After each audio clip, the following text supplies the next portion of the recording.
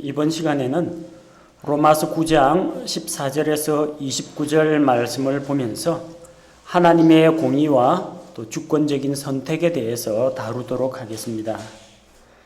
자, 먼저 우리가 앞서 살펴본 로마서 9장 13절까지의 내용에서 하나님께서는 그분의 선하신 목적과 계획을 위해서 한 민족을 선택하실 수가 있다라는 것을 살펴보았습니다. 그래서 14절 말씀을 보니까 그런즉 우리가 무슨 말을 하리요 하나님께 불의가 있느냐 결코 있을 수 없다고 했습니다. 하나님께서는 불의하신 분이 아닙니다. 오직 공평하고 의로우신 분입니다. 그러니까 온 세상을 다스리시고 심판하실 수가 있는 겁니다. 자, 15절에 보니까 그분께서 모세에게 이르시되 내가 긍휼을 베풀 자에게 긍휼을 베풀고 내가 불쌍히 여길 자를 불쌍히 여기리라 하시나니, 이 말씀을 가지고 오해하시면 안 됩니다.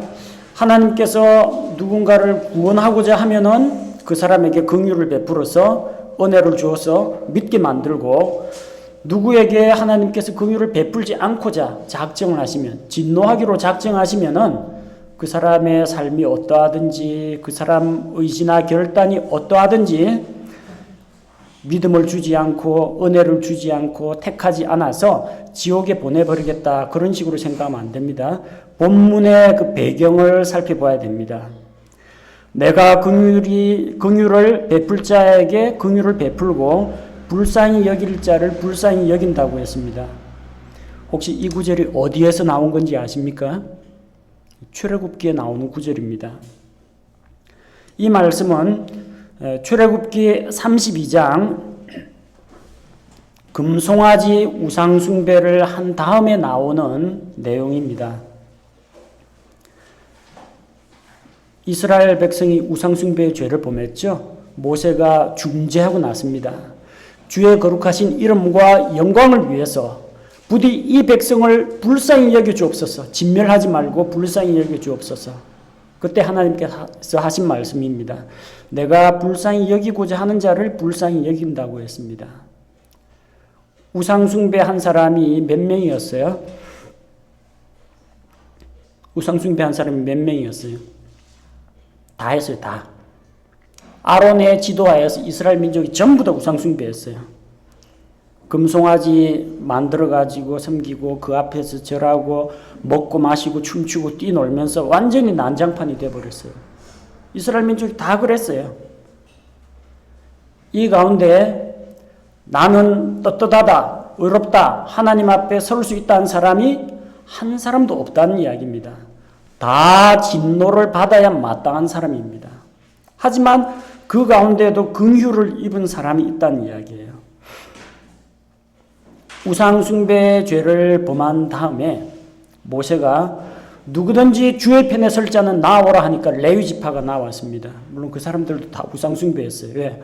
우두머리인 아론부터 금송아지 만들었는데 뭐 레위 사람이라고 무사하겠습니까? 다 우상숭배했어요. 그러나 이제 사건을 수습해야 됩니다. 자, 너희는 주를 향해서 열심을 내고 주님의 그 노여움, 거룩함으로 인한 그 진노를 각기 자기 가족, 자기 형제들에게 드러내도록 했습니다. 그래서 레위 지파가 다니면서 그들 가운데 약 3,000명 가량을 죽였습니다. 원래는 몇 명이 죽어야 됩니까? 다 죽어야 돼요. 다 죽어야 돼요. 우상숭배했기 때문에. 그런데 하나님께서 3,000명 가량만 징계를 하시고 나머지는 용서해 주었다는 겁니다. 그 죽은 3,000명은 억울하죠? 억울하죠? 죽은 3,000명은. 억울한 거 아닙니다. 죄 때문에 죽은 겁니다. 전혀 억울하지가 않아요. 그 사람들이 억울하게 날벼락 맞아 죽었으면 억울할 텐데 죄 때문에 죽었기 때문에 당연히 죽는 겁니다. 죽는 게 기본값이에요. 나머지 그러면은 3,000명을 제외한 살아남은 사람은 뭡니까? 원래 죽어야 마땅한 사람인데 긍휼을 받은 겁니다. 그러니까 은혜라는 겁니다. 모든 사람이 다 마땅히 살아 있어야 되는데 재수없게 그 칼 맞고 죽은 3,000명만 억울하다 그렇게 생각하시면 안 됩니다. 하나님이 불의해서 3,000명이나 되는 사람을 도륙하라 하신 것이 아닙니다. 하나님이 거룩하시기 때문에 심판을 내리는데 심판 가운데서 3,000명은 죽고 그분의 긍휼 때문에 이제 그만해라. 그 정도면 됐다. 3,000명을 제외한 나머지가 살았다는 이야기입니다. 이 하나님의 긍휼은 긍휼을 베푸시는 하나님으로부터 옵니다. 조금 전까지만 해도 저 칼이 내 목을 날릴 줄로 알았는데 딱 멈췄어요. 내가 잘해서 그런 게 아닙니다. 한 거라고는 우상숭배밖에 없어요. 용서받을 건덕지가 없습니다. 그런데 하나님이 그만하니까 진노를 거두시니까 그들이 긍휼을 입은 겁니다. 사람의 노력이나 공로로 그분의 긍휼을 얻는 것이 아니라는 겁니다. 긍휼히 여기시는 하나님으로 말미암아 긍휼을 입게 된 겁니다. 이거 잘 구분해야 됩니다. 복음을 전하다 보면은 사람들이 항변하는 이야기 중에 하나가 이겁니다. 예수 천당 불신 지옥 하는데 아니 예수 안 믿는다는 그 죄로 하나님이 자기 아들 안 믿어준다는 죄로 사람들을 지옥 보낸다. 그렇게 생각합니다. 그들의 생각에는 모든 사람이 다 잘 살고 있는데 하나님께서 자기 아들을 세상에 보냈는데 그거 안 믿어줬다고 안 믿는 사람 지옥 보낸다. 그렇게 생각합니다. 사람이 지옥 가는 이유가 예수님 안 믿기 때문입니까? 근본 이유가 뭡니까? 죄 때문에 지옥 갑니다. 왜 예수 안 믿으면 지옥 간다고 하냐? 죄 문제를 해결 못했기 때문에 지옥 가는 겁니다. 결국은 죄 때문에 지옥 가는 것이지 예수님 때문에 지옥 가는 게 아니라는 이야기입니다. 다시 이야기할게요. 모든 이스라엘이 우상숭배를 했어요. 다 죽어야 됩니다. 다 죄와 저주와 정죄하에 있습니다. 그런데 3,000명만 죽고 그들 가운데서 목숨을 부지한 사람은 은혜로 살아남은 겁니다. 긍휼을 받은 겁니다. 지구상에 있는 모든 사람이 하나님 앞에서 죄인입니다. 다 죽어야 마땅해요. 죄와 심판으로 인해서 영원한 지옥의 형벌을 받아야 마땅합니다. 그런데 다 죽는 게 기본값인데 그 가운데서 하나님께서 구원의 길을 열어주었어요. 자기 아들 예수 그리스도를 통해서 십자가를 통해서 죄를 대속하게 하고 어린 양 예수 그리스도의 대속의 공로를 받아들이는 사람은 다 용서해 주기로 약속하셨다는 겁니다. 이게 하나님의 긍휼입니다. 하나님께서 긍휼을 베푸셨어요. 그런데 구약시대처럼 그런 긍휼이 아니라 다 베풀었어요. 누구든지 믿기만 하면, 누구든지 나오기만 하면, 주의 이름을 부르면 구원을 얻도록 하겠다 약속하신 겁니다. 받아들이는 자는 구원을 받을 것이고 하나님의 긍휼과 죄 용서를 거부하는 자는 구원을 받지 못한다는 이야기입니다. 그래서 우리는 하나님께서 불의하게도 누구는 구원하고 누구는 지옥 보낸다. 아닙니다. 다 지옥 가야 마땅해요. 그게 원래 상태입니다. 그러나 하나님께서 긍휼을 베풀어서 한 사람이라도 죄로부터 건지기를 원하셨다는 겁니다. 죄를 회개하고 죄에서 돌이켜서 하나님께로 돌아가는 자에게는 하나님이 은혜를 베풀어 주신다는 겁니다. 하나님의 긍휼도 마찬가지요. 하나님의 진노도 마찬가지입니다. 자, 17절, 18절 보니까 파라오 이야기가 나옵니다. 출애굽 당시의 파라오입니다. 내가 바로 이 목적을 위해 너를 일으켰나니 이것은 내가 내 안에서 파라오 안에서 내 권능을 보이고 내 이름을 온 땅에 두루 밝히 알리려 함이니라 하시나니 그런즉 그분께서 긍휼을 베풀 자에게 긍휼을 베푸시고 또 강팍하게 할 자를 친히 강팍하게 하신다고 했습니다. 자, 긍휼을 베푼다라는 것이 무슨 말인지 우리가 살펴보았습니다. 모두 다 진노와 형벌하에 있는데 그 가운데 긍휼을 받은 자, 하나님의 긍휼을 받아들인 자는 구원에 이르게 되는 겁니다. 파라오 이야기, 하나님의 절대 주권과 연관해서 이것 역시 혼동하면 안 됩니다. 하나님께서 그분의 목적을 위해서 파라오를 일으키셨다고 했습니다. 땅에 있는 모든 권세는 하나님께로부터 나옵니다. 하나님께서 직접 임명하거나 하나님께서 허용하는 권세입니다. 태양신을 섬기는 파라오라고 할지라도 그 이집트 왕국을 다스릴 권세를 하나님께서 그에게 주셨습니다. 파라오는 하나님께서 세우신 권력입니다. 그런데 그 목적을 위해 파라오를 일으키셨는데 그 목적이라는 게 뭡니까? 하나님이 영광 받으시는 겁니다. 하나님께서는 파라오의 선택과 결정을 통해서 영광을 받으신 겁니다. 파라오가 하나님께 불순종하면 그를 징계하심으로 하나님의 영광이 나타납니다. 이집트에서 하나님께서 내리신 10가지 재앙이 있죠. 그걸 통해서 하나님이 살아계시다는 것과 다른 이방인들이 섬기는 그런 신들과는 비교할 수 없는 절대자이심을 보여주셨습니다. 하나님께서 자기 백성과 세운 언약을 지키시는 분이다. 하나님은 전능하신 분이다. 이런 걸 보여주었습니다. 하나님의 영광이 드러났습니다. 자, 하나님께서 파라오의 불순종을 통해서 영광을 받았습니다. 만약에 파라오가 불순종 안 하고 순종했으면 어떻게 됐을까요? 순종했으면 하나님의 명령은 이것이었죠. 내 백성을 이집트에서 가게 하여 나를 섬기게 하라. 그렇지 아니하면 이집트를 칠 것이라고 했죠. 그렇지 아니하면 그럼 그렇게 하면 이스라엘 백성을 놓아 보내면 공의의 하나님이니까 약속을 지키겠죠. 이집트를 안 치시겠죠. 그럼 하나님께서 10가지 재앙을 안 내리시면은 하나님이 영광을 못 받습니까? 영광 받습니다. 파라오가 순종을 해도 영광을 받고 불순종해도 영광을 받습니다. 순종하면 어떻게 돼요? 모세와 아론이 가서 하나님의 말씀이 이러하시다. 내 백성을 가게 하여 나를 섬기게 하라. 예, 알겠습니다. 온 세상을 창조하시고 다스리시고 심판하시는 하나님 앞에 누가 감히 토를 달고 이의 제기하겠습니까? 당장 보내겠습니다. 하나님의 영광이 나타납니다. 하나님의 말씀 한마디에 그 강대국의 왕이 무릎을 꿇었다. 가나안 땅까지 다 소문납니다. 영광 받습니다. 불순종하면 어떻게 됩니까? 어쨌든 이스라엘이 나가긴 나가는데 파라오와 이집트 백성들이 좀 많이 맞고 정신 차립니다. 그 과정에서 하나님의 초자연적인 역사들, 기적들이 나타납니다. 징계함을 통해서 하나님의 영광이 나타난다는 겁니다. 그러면은 어느 쪽으로 영광이 나타나는 것이 하나님의 계획이냐?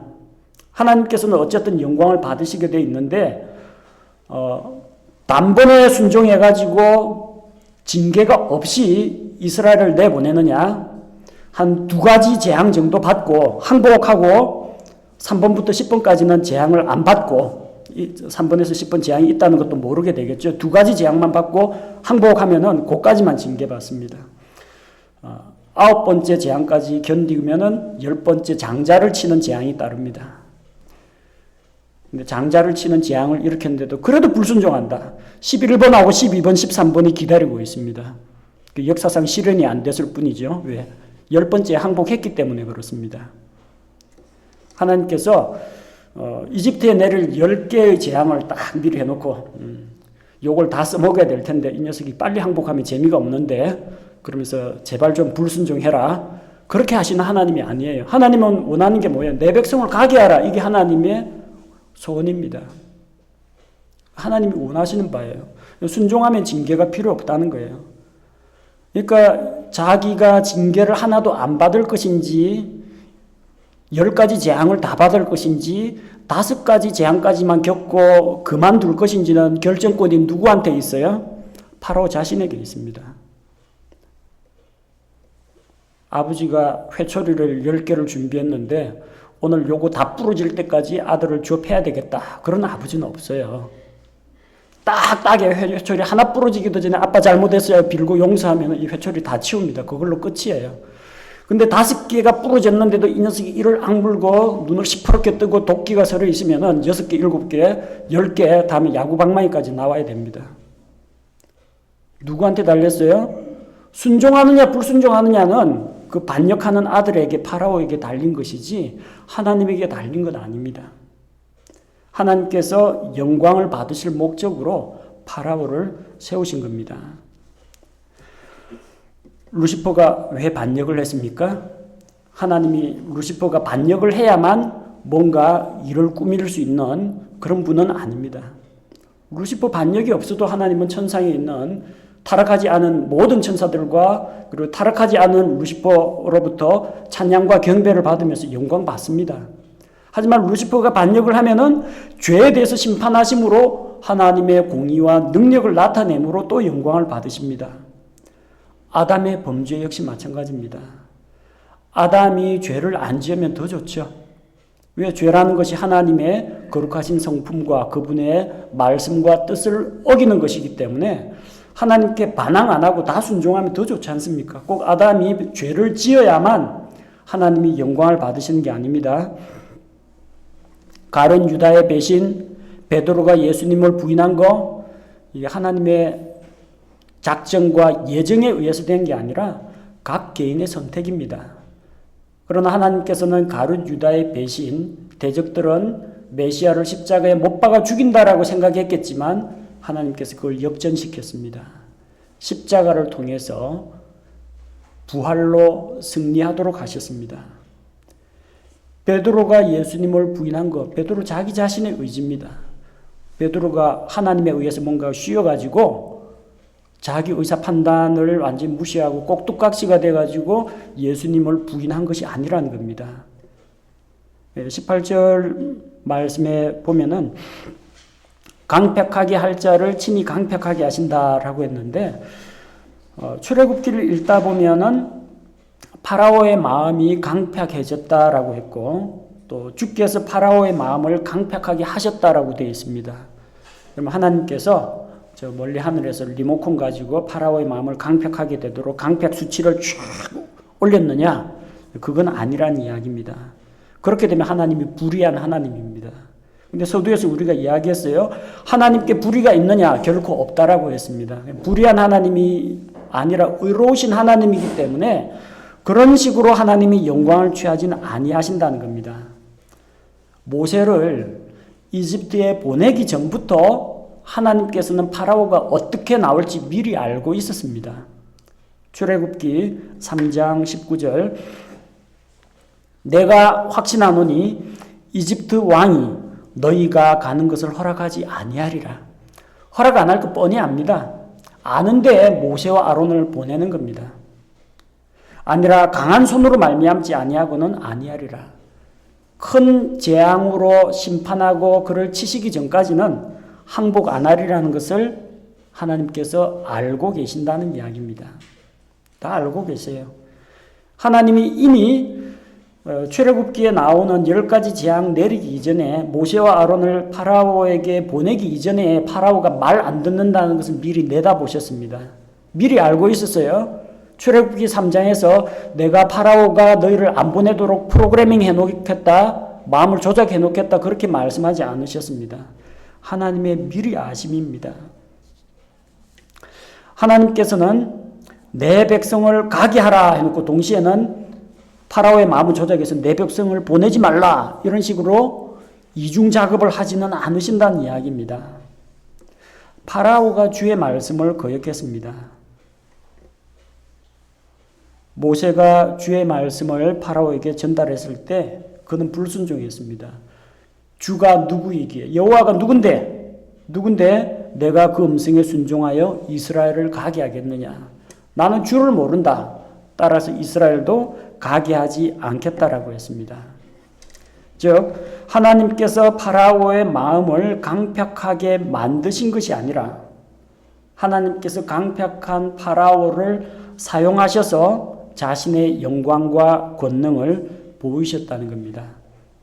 그럼 출애굽기에 나오는 주께서 파라오의 마음을 강팍하게 하셨다라는 것은 도대체 무슨 이야기입니까? 주께서 파라오의 마음을 강팍하게 하신 게 맞습니다. 왜 강팍하게 되는지 보십시오. 파라오는 이스라엘 백성들을 이 노예로 삼아가지고 보낼 생각이 없습니다. 이때. 근데 하나님께서 모세와 아론을 보냈어요. 내 백성을 가게 하라. 이집트에서 대규모 노동력이 빠져나갑니다. 벽돌 만드는 그 인력들이 빠져나갑니다. 군사력도 약해집니다. 경제력도 약해집니다. 그 말을 들으니까 화가 치미는 겁니다. 도대체 주가 누구길래 하나님의 말씀을 들었기 때문에 강팍해진 겁니다. 하나님이 모세와 아론을 안 보냈으면 혹은 하나님이 모세와 아론을 보내서 그 이집트에 있는 내 백성들 열심히 잘 부려먹으라 하고 칭찬 격려했으면 강팍해지지 않았겠죠. 내 백성을 보내라는 그 말을 들으니까 그때부터 도대체 주가 누구길래 나보고 이래라 저래라 하느냐, 그러면서 마음이 강팍하게 됐다는 겁니다. 하나님께서 파라오의 마음을 강팍하게 했습니다. 왜? 내 백성을 가게 하라, 이 말을 들려줌으로써 강팍하게 만들어버렸어요. 근데 강팍하게 된 책임은 누구에게 있느냐는 겁니다. 주의 말씀에 문제가 있는 게 아니고요, 듣는 자에게 문제가 있다는 겁니다. 요 버터 덩어리하고요 진흙이 있어요.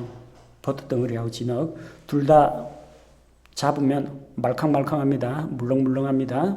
요걸 가지고 저 뜨거운 햇볕에 딱 가지고 가요. 햇빛은 똑같아요. 누구한테는 착한 햇빛, 누구한테는 나쁜 햇빛, 그런 거 없어요. 똑같은 햇빛이에요. 그 햇빛을 똑같이 받으니까 이 버터는 쫙 녹아내립니다. 진흙은요, 물기가 날아가면서 딱딱해집니다. 햇빛 책임이에요. 햇빛이 진흙을 강팍하고 딱딱하게 만든 건 사실입니다. 근데 왜 저 버터는, 얼음은 왜 강팍하게 안 되고 녹습니까?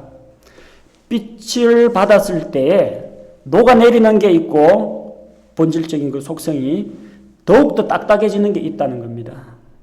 똑같은 주의 말씀을 들었는데 여리고의 왕은 마음을 강팍하게 먹고 이스라엘을 들어오지 못하게 성문 걸어 잠그고 딱 저항하려고 했습니다. 그런데 거기 있던 창녀 라합은 주님의 그런 이집트에 행하신 능력, 광야에서 행하신 능력에 대한 소문을 듣고 마음이 녹아내렸습니다. 똑같이 하나님에 대한 이야기를 들었는데 왜 누구는 마음이 녹아내려가지고 울며 회개하고 누구는 마음을 더 완강하게 먹고 저항을 합니까? 누구 잘못이에요? 각자의 마음속 중심이 어떠하냐에 따라서 반응이 다르게 나온다는 겁니다.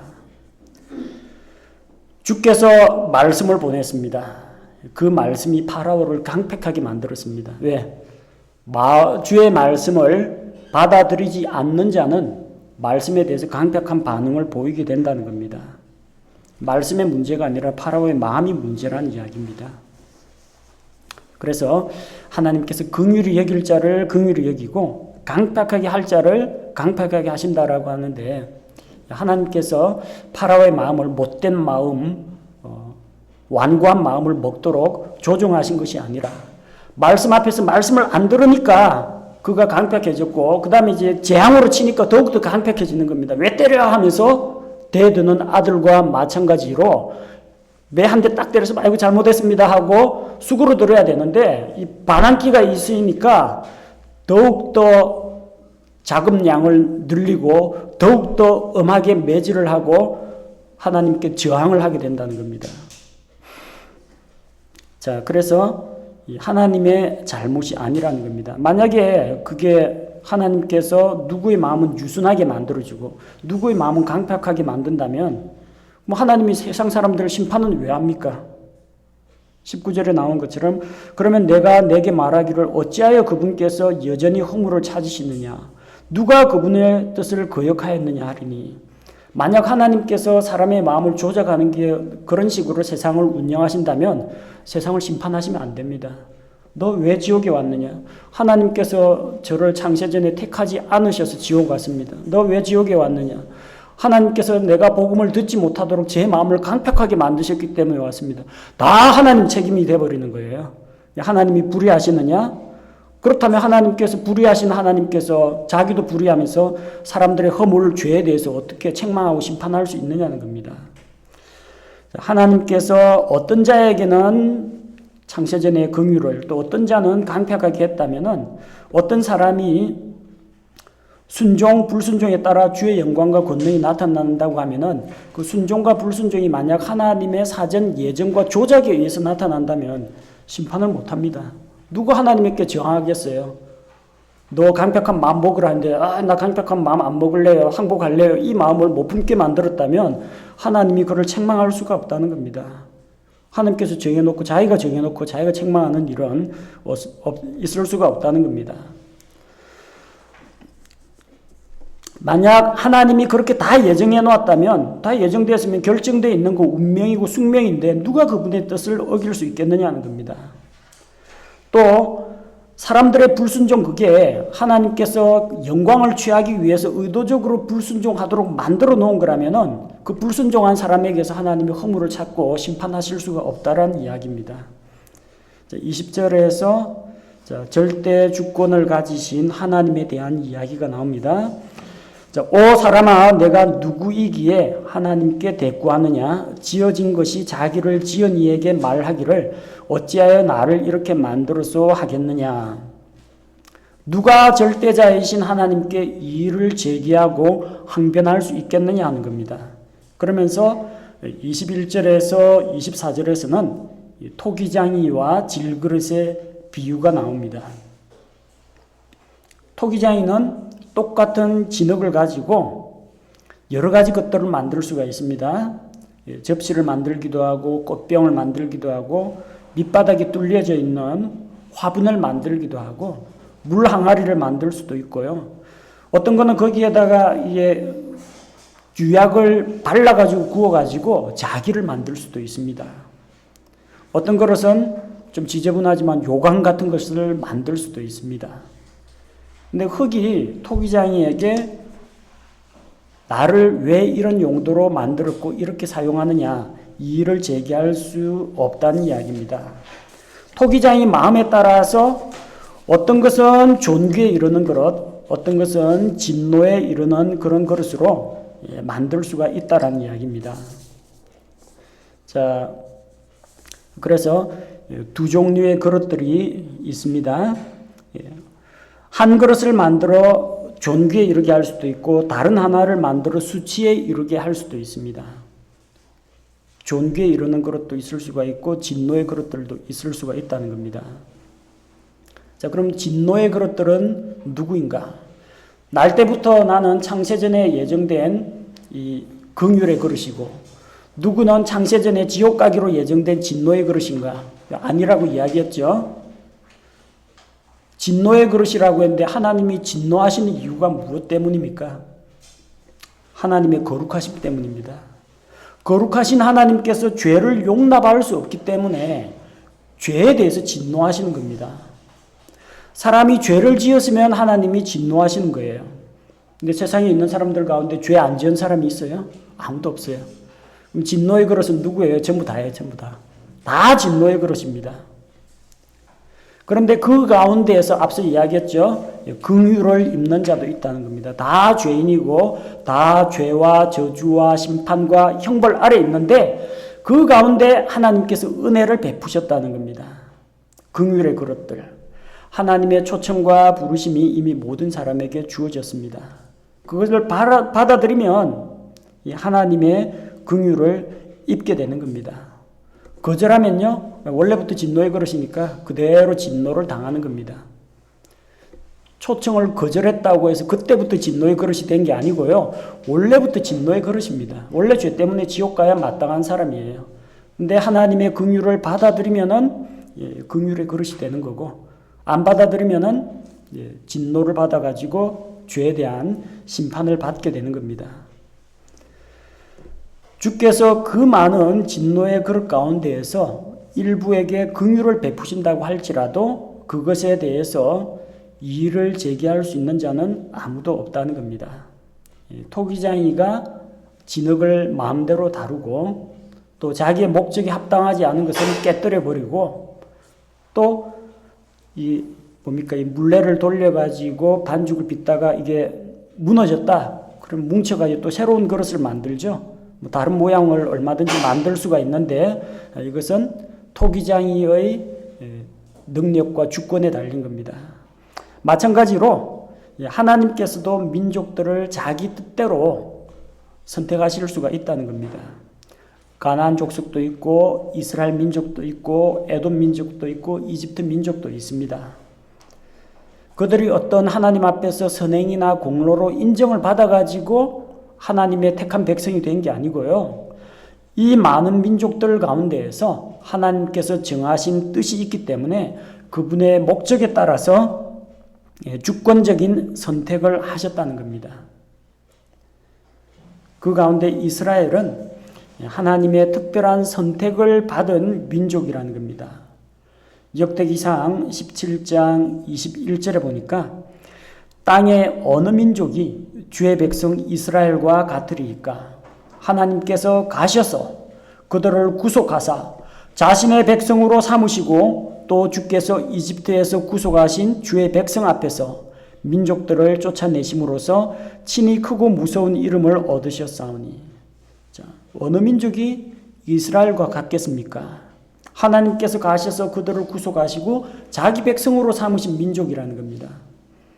자, 자기 백성으로 삼으셨다는 이야기이지 이스라엘 민족은 집단적으로 무조건 죄를 묵인해주고 단체로 구원한다는 이야기는 아닙니다. 하나님께 특별한 목적과 용도로 부르심을 받았다는 이야기입니다.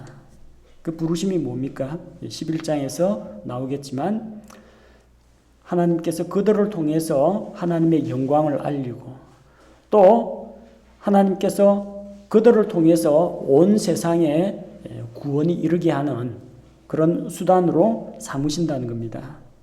그들의 부흥과 성장을 통해서도 역사하시고 이스라엘의 넘어짐과 타락을 통해서도 하나님께서는 사용하실 수가 있다는 이야기입니다. 자, 그래서 그 하나님의 주권에 대해서 구약 성경에 나오는 호세아와 이사야의 글을 통해서 계속해서 이야기를 이어나갑니다. 자, 25절, 26절에 보니까 호세아서에 나옵니다. 내가 내 백성이 아니던 자들을 내 백성이라 부르며 사랑받지 못하던 그녀를 사랑받는 자라 부르리라. 또 전에 그들에게 이르기를 너희는 내 백성이 아니라 한 그곳에서 곧 거기에서 그들이 살아계신 하나님의 아이들이라 불리리라 함과 같으니라. 이스라엘 민족을 하나님께서 회복시키는 것과 관련되어 있는 문제입니다. 호세아의 내용은 우리가 이미 그 구약개론을 공부하셨으면 읽어보셨겠지만 하나님의 대언자 호세아가 있습니다. 대언자는 거룩한 삶을 살고 또 거룩한 결혼을 해야 됩니다. 이스라엘의 정결한 처녀와 결혼을 해서 본이 되는 그런 삶을 살아야 하는데 이 대언자에게 하나님이 내려진 명령은 창녀와 결혼하라는 겁니다. 창녀 고멜과 결혼하라는 겁니다. 하나님의 명령대로 결혼했습니다. 그리고 창녀인 그 여자를 사랑하라고 하신 겁니다. 이스라엘이 우상숭배를 하고 영적인 간음을 하지만 내가 이스라엘을 여전히 사랑하는 것처럼 너는 창녀된 그 아내를 사랑하라고 하나님께서 명령하셨습니다. 근데 이 여자가 또 중간에 또 옛 습관을 못 버리고 바람이 나가지고 또 가가지고 딴 남자들 만나고 행음을 하게 됐습니다. 또 스스로를 창녀로 팔아버렸습니다. 너는 또 가서 창녀가 된 그 여자를 값을 주고 구속해내가지고 다시 데리고 오라고 했습니다. 그들 사이에서 도대체 이 아버지가 누군지도 모르지만 어쨌든 아이가 태어났습니다. 그래서 자기 아이인지 알 수가 없어요. 그래서 이름을 로암이라고 지었습니다. 내 백성이 아니다. 내 아이 아니란 이야기입니다. 근데 나중에 하나님께서 이스라엘을 돌이킬 때 암이다. 나의 백성이다. 그렇게 부르시겠다고 했습니다. 또 로루하마라 하라. 그들은 나로부터 사랑받지 못하는 자라는 이야기입니다. 하지만 호세아 2장 1절에서는 그들의 이름을 루하마라고 부르라고 했습니다. 사랑받는 자로 관계를 회복시킨다는 이야기입니다. 북이스라엘은 우상숭배로 말미암아 간음하는 아내, 영적으로 간음하는 아내지만 하나님께서 긍휼을 베푸셨다는 이야기입니다. 북이스라엘 그 왕조를 살펴보면요, 이 여로보암 이후로 다 금송아지 우상숭배하고 바알 숭배 들여옵니다. 북이스라엘 전체가 진노의 그릇이에요. 다 죄와 심판과 저주 아래에 있습니다. 근데 하나님께서는 그들 가운데 긍휼을 베푸신다는 겁니다. 호세아가 자기 아내 고멜에게 대하는 것처럼 비록 간음을 한 그런 창녀 같은 그런 아내지만 하나님께서 회복시키고 돌이키신다는 겁니다. 하나님의 긍휼입니다. 호세아 2장 23절에서 내가 그녀를 땅에서 내게로 심고 긍휼을 얻지 못하였던 그녀에게 긍휼을 베풀며 내 백성이 아니던 자들에게 이르기를 너는 내 백성이라 하고 그들은 이르기를 주는 나의 하나님이시니이다 하리라. 그렇게 하게 될 것이라는 이야기입니다. 사도 바울의 고민이 무엇입니까? 왜 이스라엘이 옛날 구약시대 북이스라엘처럼 메시아이신 예수 그리스도 하나님의 아들 그리스도를 저버리고 여전히 죄 가운데 있고 십자가를 통한 구원의 길이 있는데 율법의 행위로 하나님 앞에 나아가려고 하고 구원을 받지 못하느냐. 큰 슬픔과 근심이 있는데 하나님께서 그 문제에 대한 답을 보여주십니다. 호세아의 글에 약속되어 있지 않느냐. 비록 지금은 그들이 약속의 자녀가 아닌 것처럼 내 백성이 아닌 것처럼 사랑받지 못하는 자처럼 그렇게 하고 있지만 때가 이를 테니 그때에는 그들을 너희는 내 백성이라 할 것이요 그들이 주는 우리 하나님이시요 이렇게 고백하는 그날이 온다는 겁니다. 이스라엘의 회복에 대한 약속이 있으니까 큰 근심과 슬픔 가운데 있지 말라. 그럼 지금은 왜 지금 이스라엘이 죄 가운데 빠졌습니까? 그것도 하나님의 큰 계획에 들어 있습니다. 하나님이 죄에 빠져라 해가 빠진 게 아니고요. 그들의 불순종 때문인데 하나님이 그들의 불순종과 반항조차도 주권적으로 사용하실 수가 있다는 이야기입니다. 하나님께서 이스라엘을 온 세상의 구원을 위해서 선택을 하셨는데 그들이 불순종할지라도 순종하면 더 좋고 불순종할지라도 하나님의 그런 부르심에는 후회함이 없다는 겁니다. 그들을 들어서 여전히 사용하실 수가 있고 지금 그렇지만 호세아에게 주신 약속과 같이 내 백성으로 돌아오게 될 것이라는 겁니다. 그리고 27절에서 29절에 나오는 말씀은 이사야의 글에 나오는 말씀입니다. 자, 27절에 보니까 또한 이사야도 이스라엘에 관하여 외쳐 이르되 비록 이스라엘 자손의 수가 바다의 모래 같을지라도 남은 자만 구원을 받으리라. 선택의 이제 제한적인 측면에 대해서 이야기합니다. 여기에서 이제 남은 자, 그루터기 사상이 나오게 되는 거죠. 이사야 1장 9절에 보니까 하나님께서 소수의 사람들을 남겨두셨다라고 했습니다. 삼림이 불탈지라도 밑에 그루터기는 남아 있습니다. 가지하고 잎사귀에 홀라당 타버린다고 할지라도 나중에 그 밑에 있는 뿌리까지 불길이 안 미쳤다면요. 옆에서 곁가지 남아있는 그루터기에서 옆에서 곁가지가 나옵니다. 남아있는 자가 있다는 겁니다. 이사야 7장 3절에 보면 이사야의 아들 이름이 나옵니다. 이사야의 아들 이름이 스알야숲입니다. 스알야숲. 그 이름의 뜻은 뭐냐면 남은 자가 돌아온다는 이야기입니다. 이 말씀은 결코 야곱의 자손 이스라엘 민족이 한 사람도 빠짐없이 다 구원을 받는다 그런 이야기가 아닙니다. 그들 가운데 남은 자는 주께로 돌아온다는 이야기입니다. 이사야 10장 22절에서 23절 이스라엘 자손이 바다에 모래같이 많아도 남은 자만 돌아오리라. 그들 가운데 남은 자가 있다는 겁니다. 예수님 유대 땅에 오셨을 때 모든 유대인들이 예수님을 배척한 건 아닙니다. 그들 가운데 침례자 요한의 침례를 받아들인 자들, 세리들, 죄인들, 창녀들은 나와서 말씀을 들었습니다. 예수님의 제자들, 70인 전도단, 그들 가운데에서 예수님을 믿고 따른 자들도 많았습니다. 소수이긴 하지만 그런 남은 자가 있다는 겁니다. 지금도 이스라엘 가운데에서 정통파 유대인도 있고 메시아닉 주도 있고 그 다음에 무신론자들도 거의 뭐 대다수지만 있지만 그래도 그들 가운데 남은 자 예수 그리스도를 통해서 구원받은 자들이 나온다는 이야기입니다. 마지막 때도 마찬가지입니다. 남은 자는 돌아온다는 겁니다. 로마서 11장 4절에서 5절은 엘리야 시대에 바알에게 무릎 꿇지 않은 자들이 남아 있었던 것처럼 지금 이 시대에도 남아있는 자들이 있다는 겁니다. 요한계시록 12장 17절 환란기 중에도 이스라엘의 시중에서 남은 자들이 있습니다. 그래서 마귀가 이스라엘의 남은 자들 그 믿음을 지키고 예수 그리스도의 왕국이 지상에 임하기를 지키는 그런 이스라엘 자손들과 싸우려고 준비를 하게 됩니다. 남은 자가 있다는 겁니다. 자, 28절에서 그분께서 그 일을 끝마치시고 의 안에서 그것을 단축시키리니 주께서 의 안에서 그 일들을 신속히 이루실 것이라는 겁니다. 만약에 주께서 씨를 남겨두지 아니하셨더라면 우리가 소돔과 고모라 같이 되었을 것이다. 소돔 고모라에서는 롯과 롯의 가족이 빠져나왔습니다. 그 전체는 유황불로 심판을 받았죠. 전멸했습니다. 이사야 1장 9절 그리고 13장 19절에 소돔과 고모라는 진멸되었습니다. 하지만 이스라엘에는 남은 자가 있을 것이라는 겁니다. 하나님의 계획이 있기 때문입니다. 남은 자가 돌아오고 그렇게 함으로써 아브라함과 이삭과 야곱과 맺으신 그 언약을 이루시기 위함이고 또 마지막 환란기 때 이스라엘의 남은 자가 나타나게 될 겁니다.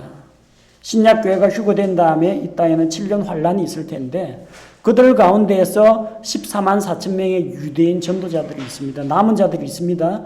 이들을 통해서 온 세상에 왕국의 복음이 선포가 됩니다.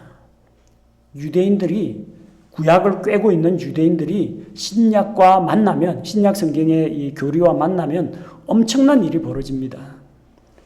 인류 역사가 한꺼번에 구슬 꿰듯이 다 꿰어지고 하나님의 구원 계획을 우리가 성경 이해하는 것하고는 비교할 수 없을 정도로 그들은 깨닫게 됩니다. 변화도 급속합니다. 잘못된 열심이라서 그렇지 그들 얼마나 열심이 있습니까? 열심 있는 민족이죠. 또 머리가 뛰어난 민족이죠. 나중에 환란기 때 하나님께서 그 남은 자들을 사용하실 거라는 겁니다. 이스라엘 민족도 회개하고 돌아오겠지만 그 이스라엘의 전도자 14만 4천 명 그리고 두 증인을 통해서 하나님께서 환란기에 수많은 땅에 있는 수많은 사람들에게 긍휼을 베푸시고 그분의 말씀을 전하는 용도로 쓰실 것입니다. 결국 그들이 지금은 불순종하고 하나님께 저항하고 있지만 언젠가는 돌이키신다는 약속이 있다는 겁니다. 다만 30절에서 33절 나오는 것처럼 현재 이스라엘은 아직 돌아오기 이전의 이스라엘은 거쳐 넘어진 그런 존재라는 거. 그래서 사도 바울은 하나님이 계획하시고 목적하신 바에 따라서 이스라엘을 선택하셨고 지금 그들이 그 유리한 조건과 갖은 혜택에도 불구하고 저항을 하고 있지만 하나님의 주권적인 선택을 통해서 그들의 순종이면 순종을 통해서 혹은 그들의 불순종이면 불순종을 통해서 이 모든 것들을 다 사용하셔서 하나님께서 영광을 받으시고 사람들에게 구원을 주시는 방법으로 주권적으로 그들을 쓰실 수 있다는 것을 보여주고 있습니다.